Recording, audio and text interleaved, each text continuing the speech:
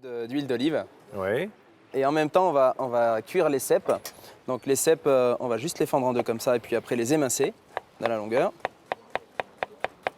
Et Regardez bien, ça va vite, hein. Et on va les sauter Il n'y également a pas avec besoin de mandoline. Hein. un peu d'huile d'olive et du beurre. Alors justement, j'ai une question que je voulais te poser.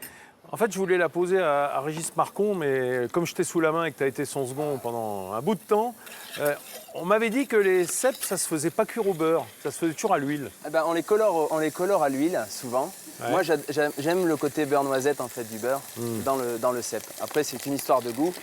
Et, Pourquoi ça gicle? Il y a de l'eau alors dans là, ton c'est beurre? parce que dans le beurre, il y a de l'eau. Eh, d'accord. Voilà. Donc, du coup, et que Donc, le mélange cèpe est un peu émincé. chaud. Voilà, cette émincée, on va la colorer légèrement pendant que les échalotes, elles, sont en train de cuire. Donc là, maintenant, une fois qu'ils sont bien rissolés comme ça, on n'a pas besoin d'aller plus loin. Hein. Ça ne sert à rien si ça donne de l'amertume. Ah, On ouais. va rajouter une petite purée d'ail. Alors, c'est de l'ail confit, voilà, qui est cuit au four avec un filet d'huile d'olive.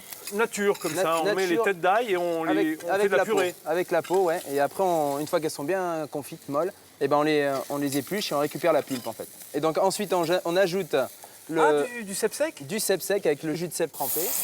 Voilà, ça c'est pour bien déglacer les cèpes. Et puis ça rapporte du goût, hein. Ça rapporte du goût, c'est un concentré, hein, vraiment, c'est un extrait de goût naturel. Ça sent bon, hein. Ah oui, derrière, je peux vous dire, hein. Et ensuite, on va ajouter la ciboulette ciselée. Et la purée, alors je vais éteindre parce que maintenant c'est terminé. Et là, un peu de purée de cèpe, donc on a Ah oui, mixé. mais alors ça, il faut l'avoir fait à l'avance.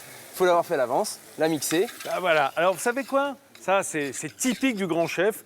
C'est le gars, il vient, il vous dit on va faire une petite fricassée de cèpes, hein, 3 cèpes, un peu d'huile. Et puis derrière, alors, il faut les cèpes secs qui ont trempé, C'est ça. il faut la petite purée. Ben, c'est là la marque du grand chef, quoi. hein. Oui, et puis c'est aussi pour vous donner envie de venir chez nous.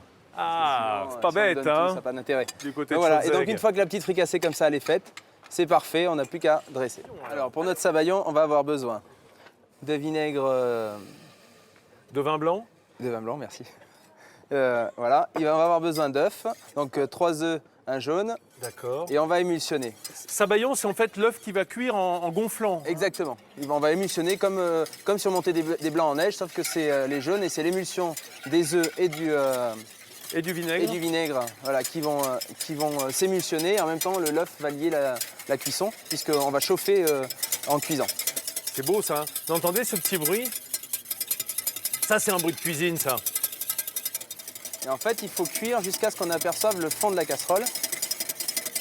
On y est presque. Et ensuite, on va incorporer le beurre hors du feu. Et en même temps, ça blanchit. Et en même temps, ça blanchit, puisque c'est une émulsion. Donc forcément, Eh ouais, tout l'air va tout l'air éclaircir. va éclaircir les œufs. Voilà. Et qu'on aperçoit bien le fond de la casserole maintenant.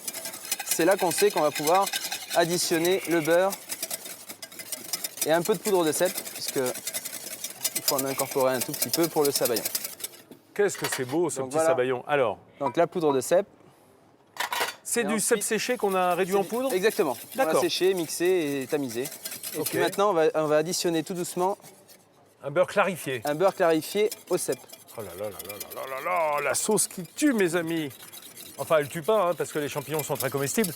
Mais en tout cas, elle donne gravement envie. Serge, la recette est terminée, là. La recette est Qu'est-ce terminée. que c'est beau, dis donc.